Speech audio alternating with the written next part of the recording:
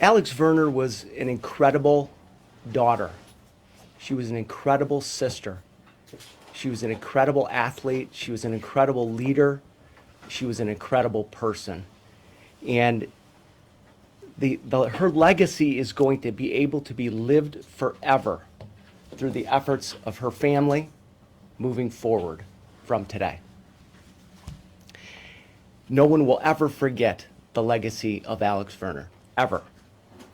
Her legacy will also continue in the prevention of this from ever happening again. And that is so important to this family moving forward.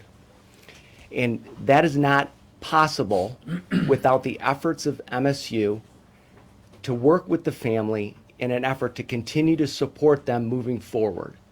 That has been expressed by Brian Quinn after we filed our notices of intent. It was expressed by Brian Quinn in his quote that they continue to look for efforts and ways to support the family moving forward. And MSU did just that.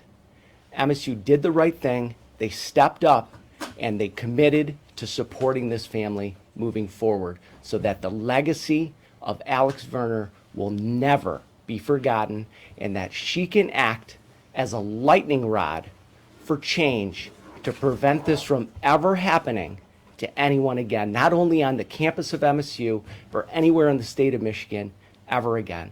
That is the goal of this family moving forward. They're trying to heal and also promote her legacy moving forward. The case was never about blaming Michigan State for the incident of 2/13/23. It was never about that.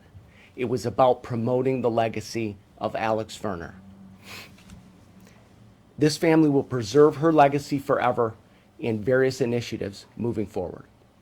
I'd be happy to take any questions.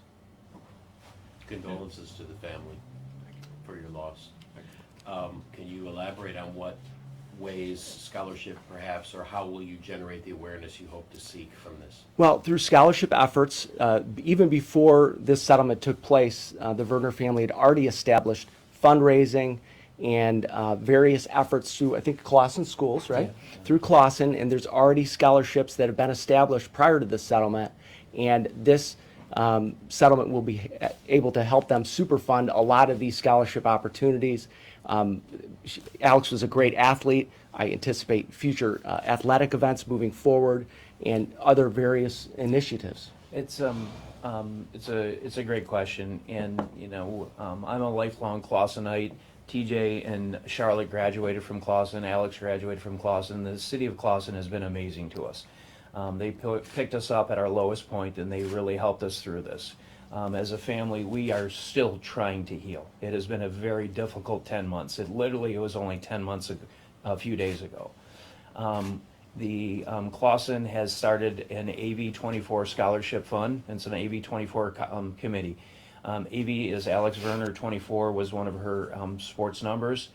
And we gave the first recipient of the AV24 scholarship last year, young Brewster, Cameron Brewster, received the first scholarship. And our goal is to do this every year. We're going to superfund her scholarship to make sure that anyone who comes out of the city of Clawson, if they apply and they're rewarded, they're going to get the scholarship fund from the AV24 committee. That's our goal, and that's what we're going to continue to make happen. The family has also taken every effort that has been given to them to attend every meeting possible that MSU has generated for the purposes of promoting and improving safety on campus for current and future students. They have also written endless amounts of emails, et cetera, for suggestions and encouragement to MSU to institute the change that's necessary to keep current and future students safe on campus. Dad, could you just talk about your daughter and in relation to the memorial that was held earlier this year that was impressive? I mean, the whole town turned out on the football field.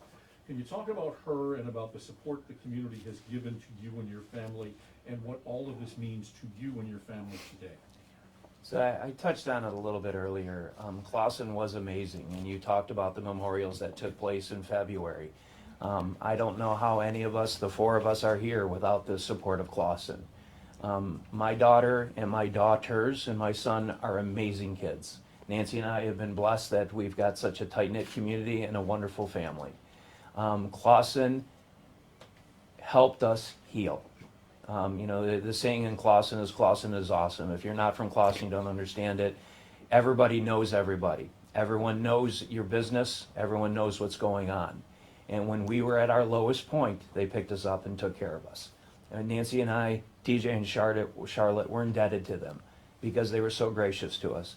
And when they raised all that money in February, that's why we started the funds. We didn't take a penny of it. We said this is going to go back to a Clausen kid that wants to continue their education. And that's what we did with it. What is your reaction to MSU settling with the family and what the university is going to do to help you and your family going forward? I would say my reaction to MSU is, David touched on it.